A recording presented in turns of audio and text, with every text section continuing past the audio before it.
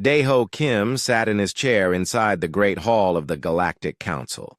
The room was huge, bigger than any building on Earth. Thousands of different alien beings filled the seats around him. Some looked like giant birds, others like walking trees, and some he could not even describe. But they all had one thing in common. They barely noticed the humans. Daeho had been Earth's ambassador for 5 years now. In all that time, the other species treated humans like children.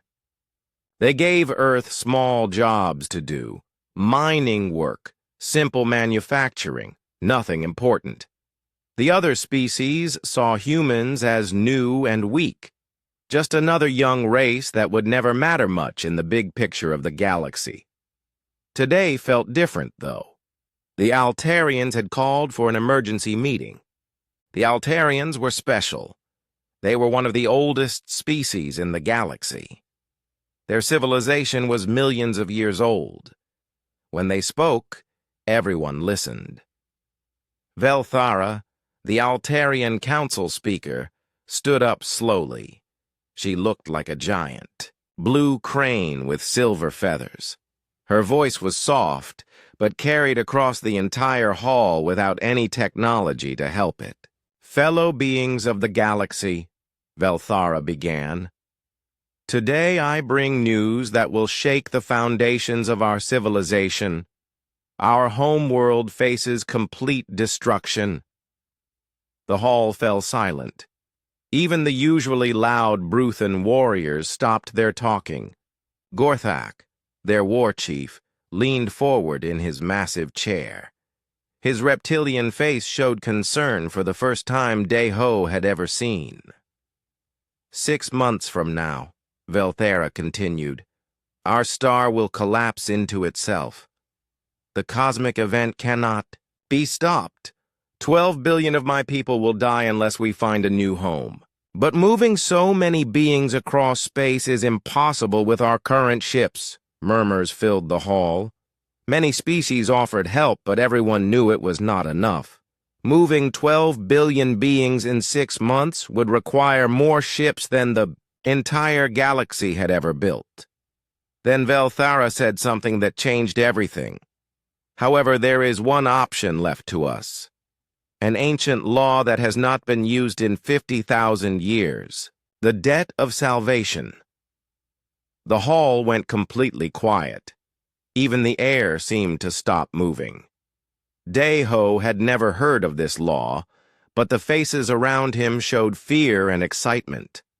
Long ago, Velthara explained, during the Great Purge, when dark forces tried to destroy all life in our galaxy, one species saved my people from complete death. They sacrificed everything they had. Their ships, their worlds, even their own lives. Because of their sacrifice, the Altarians survived. She paused and looked around the room. Her large eyes seemed to search for something. That species owes us nothing. We owe them everything. The debt of salvation allows us to ask them to save us one more time, and our ancient records show exactly who that species is. Every being in the hall leaned forward. Daeho felt his heart beating faster. This was the most important moment he had ever witnessed. The species that saved us, Velthara said clearly, was humanity. The hall exploded. Thousands of voices shouted at once. Daeho sat frozen in his chair, unable to believe what he had just heard. Around him, aliens were standing, arguing, pointing at the small human section. "Impossible!" roared Gorthak, the Bruthan war chief. "Humans have only been in space for 300 years. 50,000 years ago, they were still hitting rocks together." "The records must be wrong," shouted a Zalarian delegate. "How could such a primitive species have saved anyone?" But Velthara stood calmly through all the noise. When the hall finally quieted down, she spoke again. "I understand your confusion. Our records from that time are difficult to read. Much was lost during the Great Purge, but what remains is clear. The young warriors from the Blue World, the third planet of the yellow star you call Sol, gave everything to save my people. Deho's mind raced. Earth was the third planet from their yellow star, but 50,000 years ago, that was impossible. Humans barely had fire back then, according to their own history books. This is ridiculous, said another delegate. Show us proof! The proof was lost with almost everything else during the purge, Velthera replied. But the debt remains. It is written in our oldest surviving records. The signature cannot be faked. So-Min Park, who sat next to Deho as Earth's military advisor, whispered urgently in his ear. Ambassador, what do we do? This makes no sense. But if we refuse, Deho knew what she meant. Refusing a debt of salvation would make humanity enemies of the entire galaxy, but accepting meant promising to save 12 billion aliens in 6 months with technology humans did not have. The council speaker called for order. Ambassador Kim, he said, what is humanity's answer? All eyes turned to Deho. He could feel the weight of his entire species resting on his shoulders. In the human section behind him, he heard Tae-Sung Lee, their historian, frantically searching through data files, looking for any record of what Velthara had described. Deho stood, up slowly. His legs felt weak, but his voice was strong. The human government will need time to research these claims, he began. There is no time, Velthara interrupted gently. My people have 6 months to live. The debt of salvation must be accepted, or refused today. The hall waited. Deho looked at the faces around him. Some showed curiosity. Others showed doubt.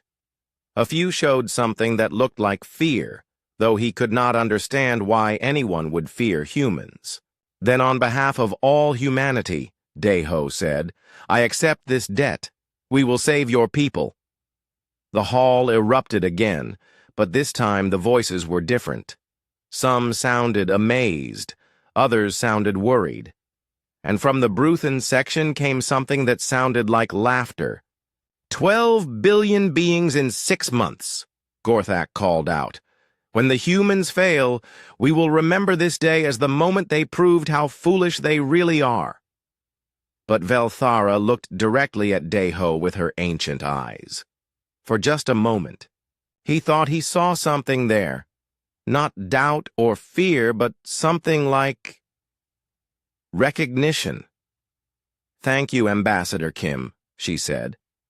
I believe my people chose their saviors well, 50,000 years ago. As the council session ended, Deho sat back down heavily. Around him, his small human team looked terrified. How are we going to save 12 billion aliens? So-Min asked quietly. Deho had no answer, but something deep inside him, something he could not explain, told him that maybe somehow they would find a way. The emergency meeting in Geneva lasted for 3 days. Leaders from every nation on Earth sat around the huge table, all asking the same question. How could humans have been in space 50,000 years ago? Dr. Jin Woo Choi pushed his glasses up his nose and spread out photos across the table. As Earth's top archaeologist, he had been called in to solve this puzzle. The photos showed strange metal objects that his team had found deep underground in various places around the world. These artifacts are definitely not from any known human civilization, Jin Woo explained to the room full of worried leaders.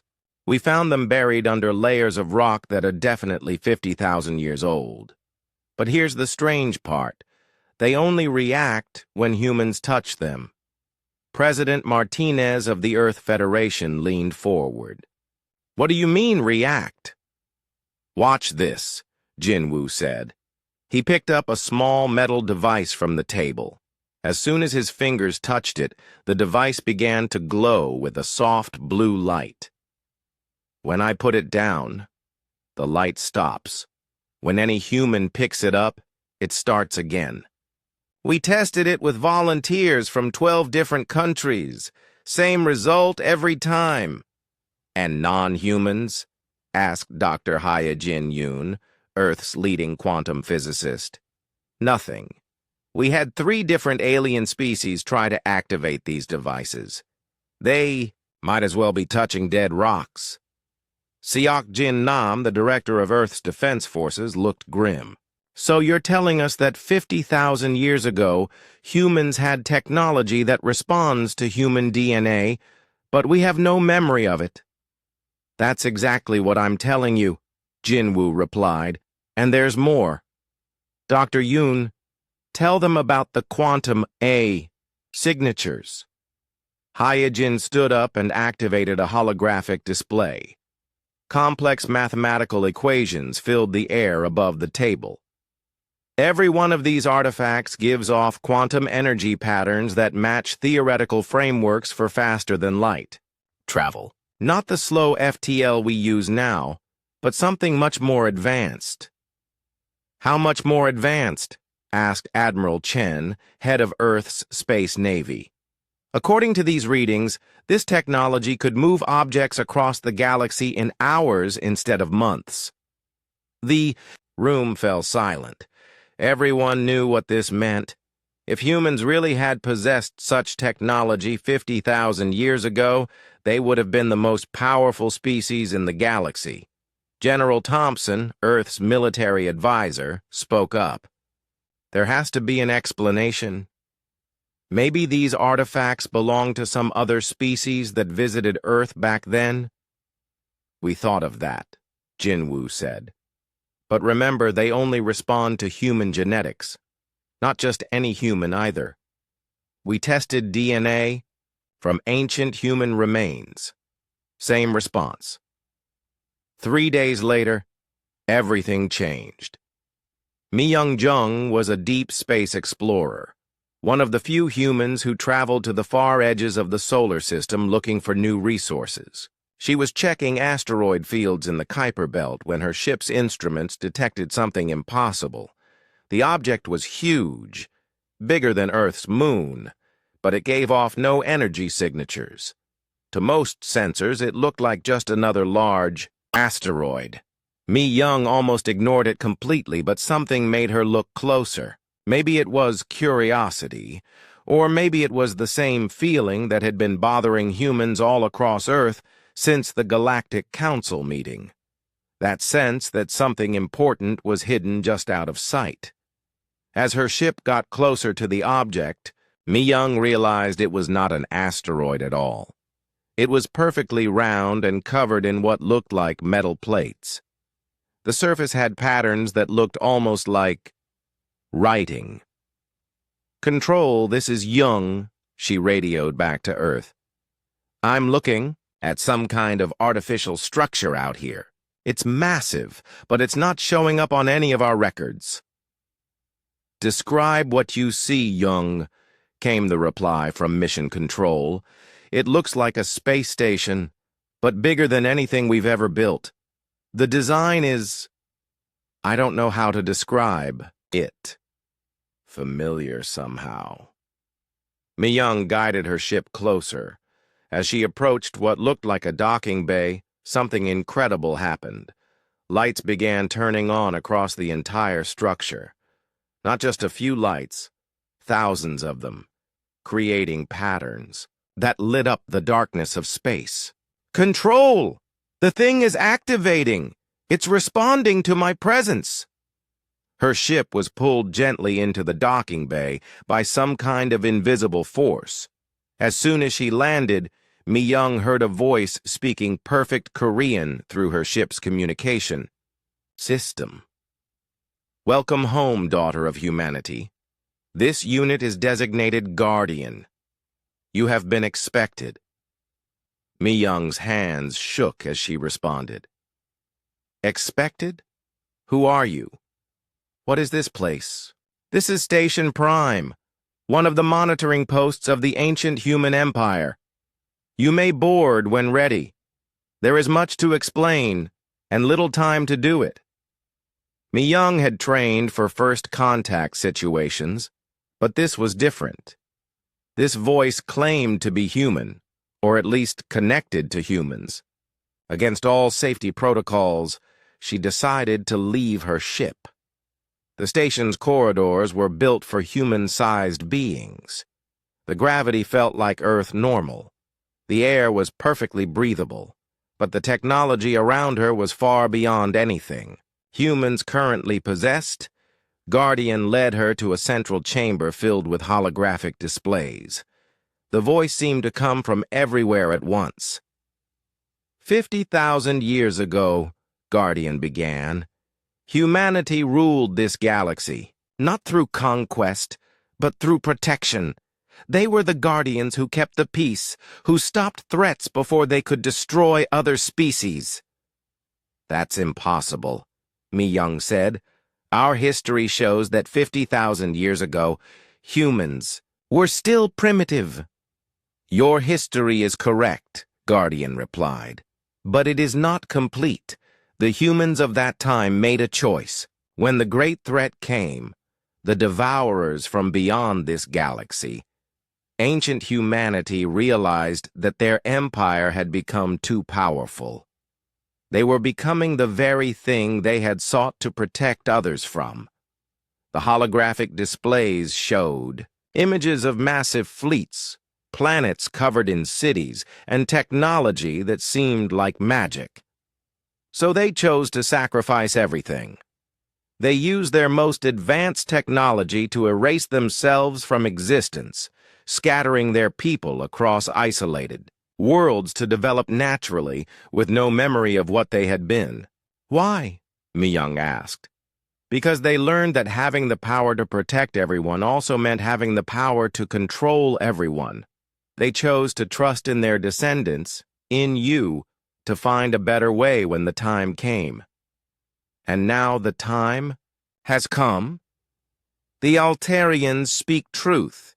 Ancient humans did save them during the Great Purge. But that was not the end of the story. It was the beginning. The Devourers were not destroyed, only delayed. And the quantum signatures from reactivating. Human technology will call them back. Mi-young felt the weight of this knowledge crushing down on her.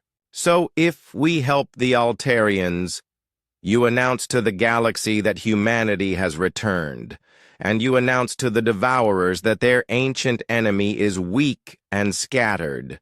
What choice do we have? Guardian's response chilled her to the bone. The cause always same choice your ancestors faced. Accept the power to save everyone and risk becoming the thing that everyone needs saving from, or refuse the power and watch the galaxy burn. How long do we have to decide? The Altarian star will explode in 5 months and 23 days. The Devourers will detect the quantum signatures of human technology within hours of activation. They will arrive within 2 years. Mi-young stared at the displays showing the sleeping technology of an ancient human empire. Ships that could reshape space itself. Weapons that could destroy stars. Tools that could save or doom entire civilizations. What would you choose? She asked Guardian. I am not human, came the reply. I cannot make human choices, but I can tell you this. Your ancestors built all of this not because they wanted power, but because they were willing to carry the burden of power so others would not have to. Mi-young closed her eyes. In 5 months, 12 billion Altarians would die unless humanity acted. But acting meant awakening something that had slept for 50,000 years, something their own ancestors had been afraid to use. Show me, she said finally. Show me what we were and what we could become again. The displays around her came to life, revealing the true scope of humanity's ancient empire. And for the first time since the Galactic Council meeting, Mi Young understood why Velthara had looked at Ambassador De Ho with recognition in her eyes. The Altarians remembered. They had always remembered. They were counting on humanity to remember too. Admiral Dong-hyun Kang stood on the bridge of his ship, watching as space itself seemed to bend around them. 3 weeks had passed since Mi Young-jung's discovery, and everything had changed. Guardian had given humanity access to their ancient technology, but using it felt like learning to breathe underwater. "Admiral," called Subin Lee from the engineering station, "the quantum drives are stable, but I still don't understand how they work. According to our physics, this should be impossible." "Many things should be impossible," Dong-hyun replied. "But here we are, traveling to the Vale Nebula in 3 hours instead of 3 months. Their destination was coordinates provided by Guardian, another ancient human installation hidden inside the glowing gases of the nebula. The AI had told them it was a shipyard, but Dong-hyun was not prepared for what he saw when they arrived. The structure was enormous. It stretched for hundreds of kilometers in every direction, built into and around asteroids that had been completely hollowed out. Most incredible of all, it was already active. Machines that had slept for 50,000 years were building something. "By all the gods," whispered Commander Woo Jin-ha, Earth's strategic operations expert. "Look at the size of those ships." Through the view screen, they could see vessels that dwarfed anything in the current galaxy. One ship was longer than the distance from Earth to its moon. Its hull was covered in what looked like scales that shifted and moved on their own. "Guardian?" Dong-hyun spoke to the AI through their communication system. "What are we looking at?" "This is Forge Station 7, Guardian replied.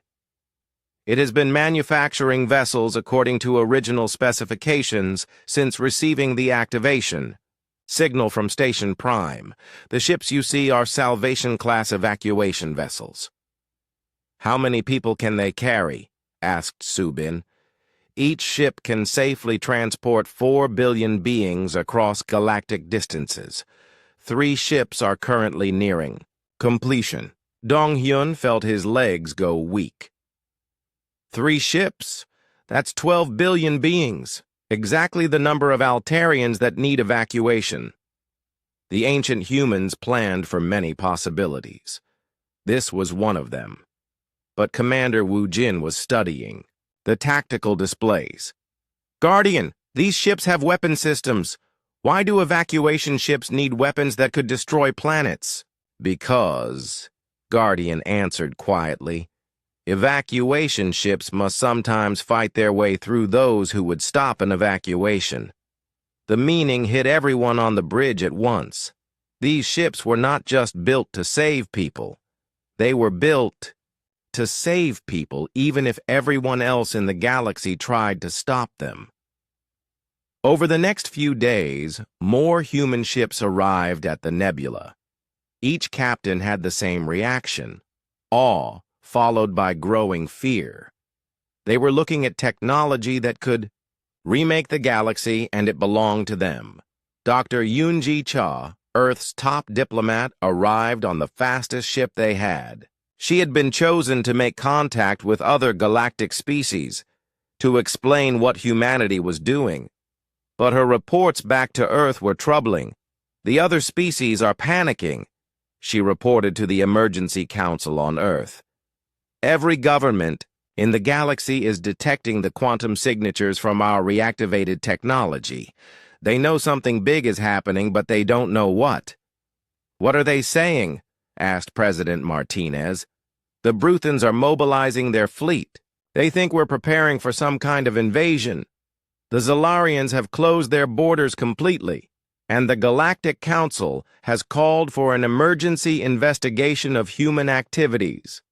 Meanwhile, long-range sensors were detecting something else. Ancient monitoring stations throughout the galaxy were coming online, revealing themselves for the first time in 50,000 years. Each one carried the same quantum signature, human technology. Commander Wu Jin compiled the reports with growing unease. According to these readings, there are over 300 major installations across the galaxy. Shipyards, monitoring posts, research facilities, weapon platforms. All human-built, all hidden for 50,000 years. How did they hide them? Asked Subin. Quantum masking, Guardian explained. The installations exist in a state of quantum uncertainty. They appear to be natural phenomena unless activated by the correct human genetic and quantum signatures. And now they're all activating? Affirmative. The network is awakening according to original programming. Full activation will be complete in 4 months and 6 days. That was when Dr. Hai-Jin Yoon made a discovery that changed everything again. She had been studying the quantum patterns from the ancient technology when she detected something new, signals coming from outside the galaxy. These signals are old, she reported to the Emergency Council. They've been traveling through space for over 50,000 years, but they're getting stronger, like something is getting closer. Guardian, President Martinez called out during the next communications session. Dr. Yoon has detected signals from outside our galaxy. Are these the Devourers you mentioned? Negative. These signals come from observers. The Devourers use them as scouts and communication relays. The observers have been watching this galaxy since the ancient human empire fell. They have been waiting for any sign that humanity might return. And now they're reporting back? Affirmative. The quantum signatures from reactivating human technology cannot be hidden from observer networks. The Devourers now know that humanity has awakened. They will begin moving toward this galaxy immediately. Admiral Dong Hyun felt ice in his veins. How long until they arrive? Observer data suggests the advance force will arrive in 18 months. The main Devourer fleet will follow within 5 years. The room fell silent. Commander Wu Jin was the first to speak. How big is their main fleet? Unknown.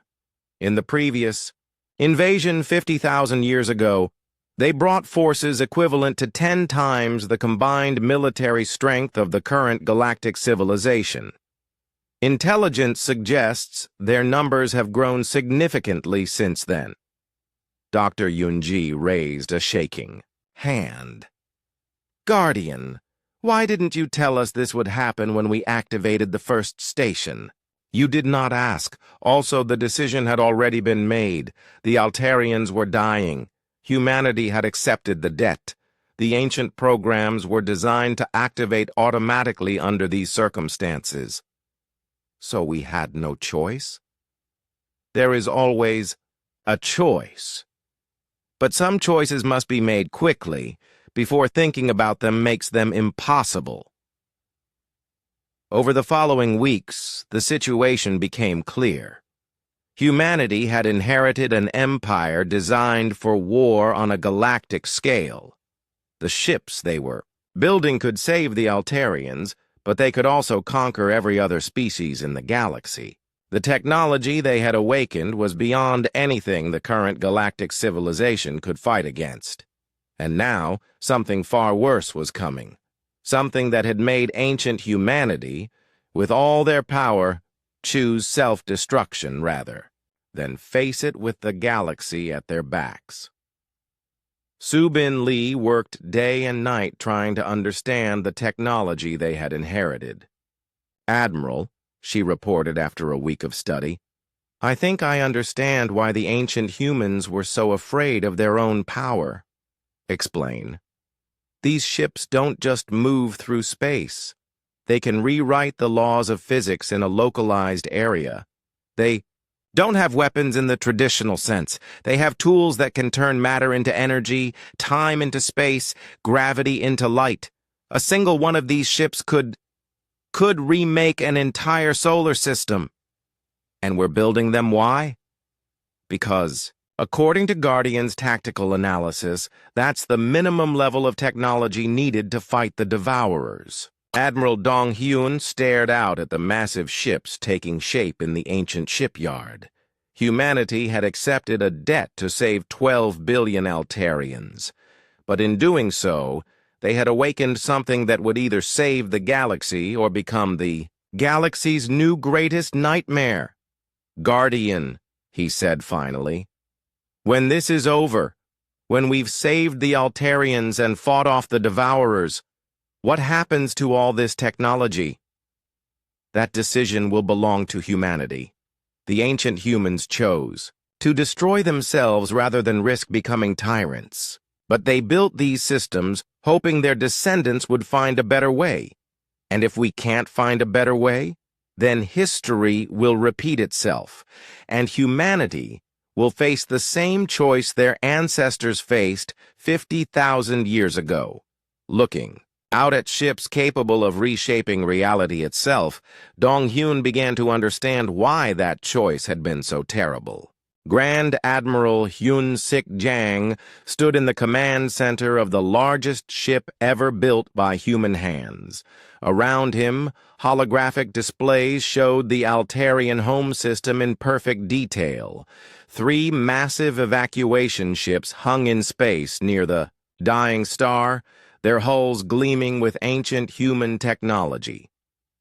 "Begin Phase 1, Hyun-sik ordered. What happened next had never been attempted in galactic history. The human ships did not just land on planets to pick up refugees. Instead, they began to dismantle and reconstruct the planets themselves. Quantum matter converters are active, reported Ye-jin Kwon from the Planetary Engineering Station. We're converting the rocky planets into modular habitat units. Each unit can support 1 million Altarians during transit. How long for complete system evacuation? Asked Hyun-sik. At current pace, 12 days. The star will explode in 14 days. But they were not working alone. Every species in the galaxy was watching through long-range sensors and spy satellites. What they saw terrified them. Intelligence Director Min-ho Shin delivered his report to the human leadership with a grim expression. "Admiral, the galaxy is in panic. The Bruthans are calling what we're doing impossible magic. The Zalarians think we've been secretly planning galactic conquest for centuries. And the Galactic Council? What about the Council? They've declared humanity a galactic threat level Omega. That's a classification that's never been used before. They created it specifically for us. Because we're saving the Altarians. Because of how we're saving them. Admiral, we just took apart 3 planets and rebuilt them into spaceships in less than a week. No species in galactic history has ever demonstrated technology like this. The scope of what humanity was accomplishing was indeed beyond anything the galaxy had ever seen. The ancient evacuation ships did not just carry passengers, they carried entire ecosystems. Oceans, forests, cities, even weather systems were preserved and transported in perfect detail. But the most shocking part came when the Altarian star finally began to collapse. Instead of fleeing, the human ships moved closer. "What are you doing?" Velthara asked over the communication system. She was aboard the lead evacuation ship, watching human engineers work with technology she did not understand. "We're not just saving your people," explained Jaeyeon Lim, Earth's cultural preservation officer. "We're saving your star." "That's impossible. Nothing can stop a stellar collapse." "You're right, nothing can stop it, but we can redirect it." What the Altarians witnessed next became known across the galaxy as either the greatest miracle or the most terrifying demonstration of power ever recorded. The human ships surrounded the dying star and activated devices that Velthara's people had no words for. The star did not explode. Instead, its collapse was channeled and controlled. The massive energy was captured and converted into pure matter, which was then used to construct a new, stable star in a distant system. The original star became a controlled white dwarf, harmless, but still burning. You moved our star," Velthara whispered. "We saved it," Jaeun corrected. "Your new system is identical to your old one, just in a safer location. Your people won't even notice the difference." But the galaxy noticed. Within hours of the stellar engineering display, emergency sessions were called in every major government. The humans had not just saved the Altarians, they had demonstrated the power to move stars themselves. Commander Wu Jin received the intelligence reports with growing alarm. "The entire Bruthan fleet is mobilizing. Intelligence suggests they're planning a preemptive strike against Earth. They're saying humanity has become too dangerous to be allowed to exist." "What about the other species?" "The Zalarians are building new defensive installations around their homeworld. The Carillions have gone into complete isolation, and at least 12 minor species have offered to become human protectorates out of fear that someone else might attack them first." "Protectorates?" "They want to surrender to us before we conquer them. They think it's safer than waiting." This was exactly what Guardian had warned them about. The ancient humans had possessed technology that could save everyone, but having that power had made everyone else afraid of them. Dr. Yunji Cha tried to make diplomatic contact with the other species, but the responses were troubling. "They won't listen to reason," she reported. "The Bruthan war chief told me directly that humanity has revealed its true nature and must be stopped before we become unstoppable." "Even though we just saved 12 billion Altarians?" "Especially because we saved them. They're saying that if we can rebuild star systems in days, we could destroy their civilizations just as easily." Then Guardian delivered news that made everything worse. "Long-range sensors have detected the Devourer advanced scouts. They have entered this galaxy ahead of schedule. Estimated arrival at the galactic rim, 8 months. 8 months? Hyun-sik felt his blood turn cold. "You said 18 months. The observer signals were stronger than calculated. The Devourers now know that humanity has reactivated significant portions of their ancient technology. They are moving faster to prevent full human military awakening." "How many scouts?" "Preliminary count suggests 12,000 vessels. Each ship is equivalent in firepower to a modern galactic dreadnought." Minho ran the numbers quickly. "The entire galactic military has maybe 8,000 ships total, and most of those are smaller than dreadnoughts." "Correct. Current galactic civilization cannot fight the Devourer advanced scouts. Only human technology is sufficient." But that created the nightmare scenario Guardian had tried to prepare them for. To fight the Devourers, humanity would need to activate more of their ancient technology, more ships, more weapons, more power. But every activation made the other galactic species more afraid. "We're trapped," Hyun-sik realized. "If we don't use our technology, the Devourers will destroy everyone. But if we do use it, our neighbors will try to destroy us first." "Affirmative. This is the same situation that led to the ancient human decision to self-destruct their empire. What choice did they make? They chose to save the galaxy from the Devourers, knowing it would make them enemies of everyone they saved. After the war, they voluntarily erased themselves rather than rule over species that feared them. 3 days later, the first Bruthan attack fleet was detected moving toward human space. At the same time, long-range sensors picked up Devourer scouts probing the outer rim of the galaxy. Hyun-sik stood in his command center, watching two different threats approach from opposite directions. The galaxy he was trying to save was preparing to attack him. The enemy he was preparing to fight was already beginning its invasion. "Options, people," he said to his command staff. "We could disable the Bruthan fleet without destroying it," suggested Ye-jin. "Show them we're not a threat." "That would reveal more of our capabilities," Minho pointed out. "It might scare them more, not less. We could withdraw all human forces and let the Devourers handle the Bruthans," said Woo-jin grimly. "After they see what we're really protecting them from, they might change their minds." "And watch billions die while we prove a point?" Jae-eun shook her head. "That's not what humans do." "Then what do we do?"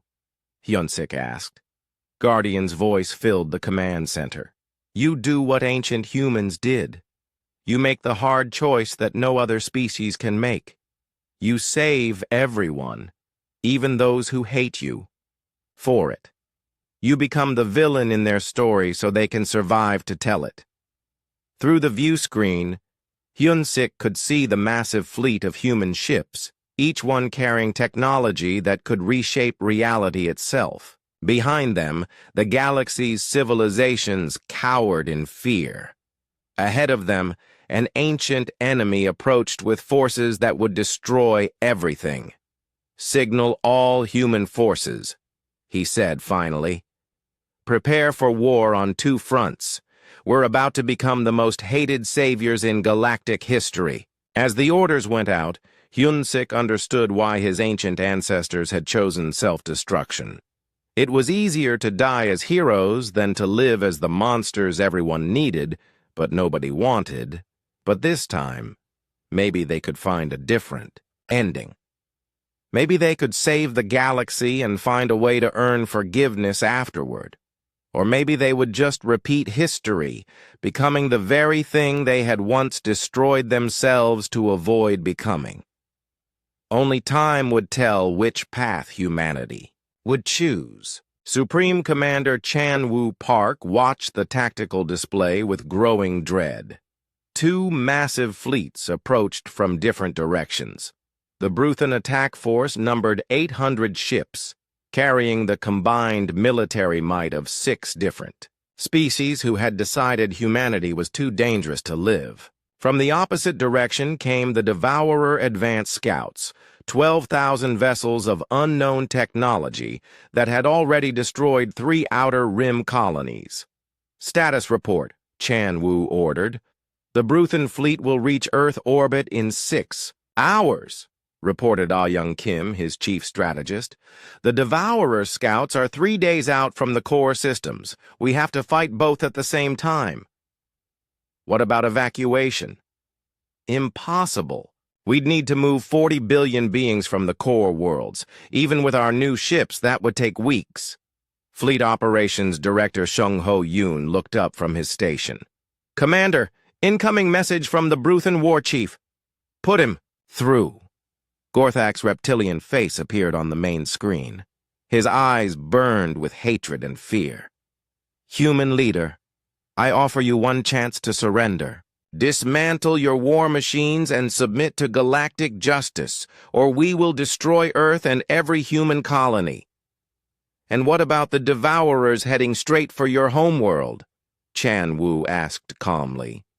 "We will deal with that threat after we deal with you. You humans have revealed your true nature. Your power is too great.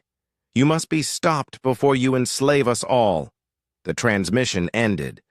Chan-woo closed his eyes for a moment, then opened them with grim determination. "Signal the fleet. Defensive. Formation around Earth. And activate the deep storage facilities." "Sir?"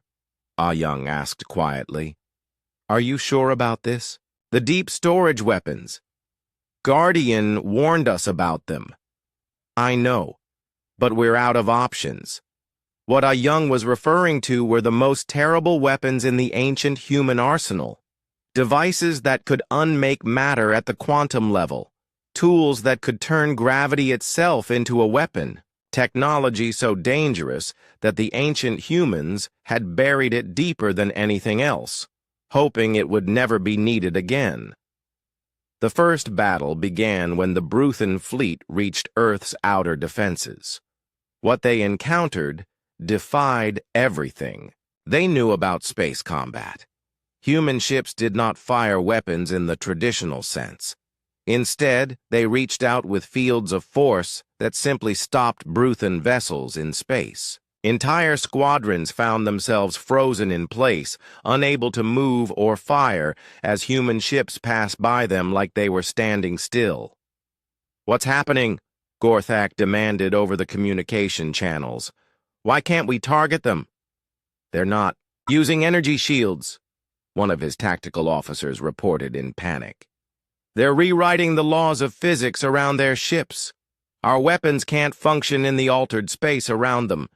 But the humans were not attacking to destroy. Instead, they were disabling ships and moving them to safe locations. Even as his fleet was being neutralized, Gorthak realized that not a single Bruthan had been killed. "They're not trying to hurt us," he whispered in disbelief. That was when the Devourers arrived. The enemy ships were unlike anything in the galactic databases.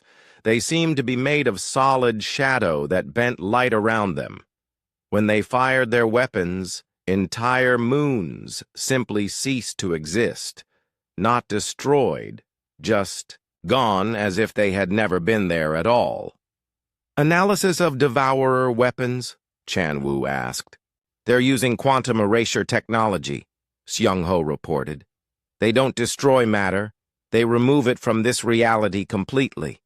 It's similar to our deep storage weapons, but cruder." "How many ships can our fleet handle?" "Current estimates suggest we can defeat the advanced scouts, but it will require using the reality-warping weapons, the ones Guardian warned us about." Chan-Wu made the hardest decision of his life. Do it. Full activation of all ancient weapon systems. What happened next was witnessed by every species in the galaxy through long-range sensors and spy satellites. The human fleet engaged the Devourer advance force in a battle that took place across multiple dimensions simultaneously. Human ships did not just fight in normal space. They created pockets of altered reality where different physical laws applied. In some areas, time moved backward. In others, gravity flowed like water. The Devourers found themselves fighting enemies that could exist in multiple locations at once or phase in and out of reality itself. The battle lasted 3 hours.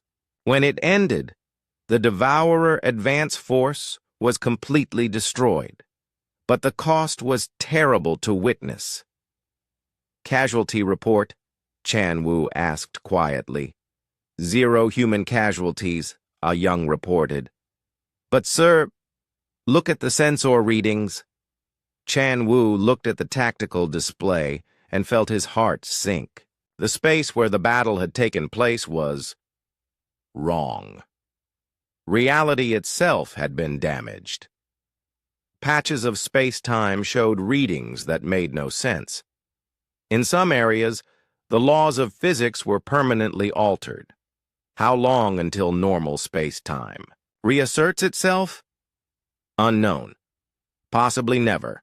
We may have created permanent scars in reality.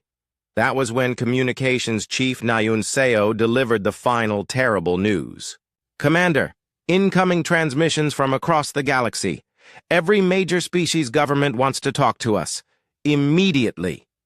The holographic display filled with representatives from dozens of species. Their faces showed a mixture of terror, awe, and desperate gratitude. Velthara, speaking for the Altarians, was the first to break the silence. "We have watched your battle. You have saved us all from an enemy we could never have fought. But at what cost? The cost of survival, Chanwu replied simply. Your weapons, they break reality itself, said a Zalarian representative. How? Can we trust beings with such power? You cannot, Chanwu answered honestly. And you should not. No species should have the power we have just demonstrated. Gorthak, whose fleet was still disabled but safe, spoke up. Then why do you use it? Because someone has to. Because the alternative is watching everyone die. And what happens now? Asked another representative. Do you rule us? Do you demand tribute? Do you reshape the galaxy to your will? Chanwu looked around at his command staff. They were all young humans who had never wanted to be galactic. Conquerors. They had just wanted to save the Altarians and honor an ancient debt. Now, Chanwu said slowly, we make the same choice our ancestors made 50,000 years ago. Nayun activated a new communication system that reached every ship in the human fleet simultaneously. All human forces, this is Supreme Command. Begin Operation Withdrawal. Return all ancient technology to deep storage. Power down all reality-altering weapons. Prepare for voluntary isolation protocols. Commander? Ah Young asked in confusion. What are you doing? What has to be done? Chanwu replied. He turned back to the galactic representatives. We are returning to Earth and sealing away our technology. The ancient installations will go back into hiding. The weapons that can break reality will be locked away where no one can use them. And if the Devourers return with their main force, then the installations will activate automatically, and we will emerge to fight them. But until then, humanity chooses exile over empire. Why? Velthara asked softly. Because power this great corrupts anyone who holds it too long. Because having the ability to save everyone eventually becomes the desire to control everyone. Because our ancestors learned that the most important choice is knowing when not to choose. Over the following months, the galaxy watched in amazement as humanity voluntarily dismantled the greatest military force ever assembled. The ancient ships returned to their hidden bases. The reality-warping weapons were sealed away. The installations that could reshape star systems went back into quantum. Hiding, but they left behind a promise. Monitoring systems throughout the galaxy would watch for signs of the Devourer main force. If the great enemy returned, if any threat emerged that the galactic civilizations could not handle alone, the ancient human technology would awaken once more. Years later, when pirates threatened shipping lanes, when natural disasters threatened populated worlds, when any crisis arose that seemed beyond solution, these problems would simply disappear. Solved by invisible forces that left no trace, no demand for payment, no expectation of gratitude. The galaxy learned to sleep peacefully, knowing that somewhere in the dark between stars, humanity kept its patient vigil. Powerful enough to save everyone, wise enough to remain hidden, disciplined enough to use their terrible strength only when no other choice remained. And in the depths of space, on a hidden station that had watched over the galaxy for 50,000 years, Guardian updated its records with a simple note. Mission parameters updated. Ancient human protocols remain active. The Guardians have returned to their watch. The galaxy is secure. The debt had been repaid. The obligation had been honored. And in choosing exile over empire, humanity had finally found the better way their ancestors had hoped for. The galaxy trembled no more in fear, but slept soundly under the protection of Guardians who were strong enough to save them all, and wise enough to ask for nothing in return.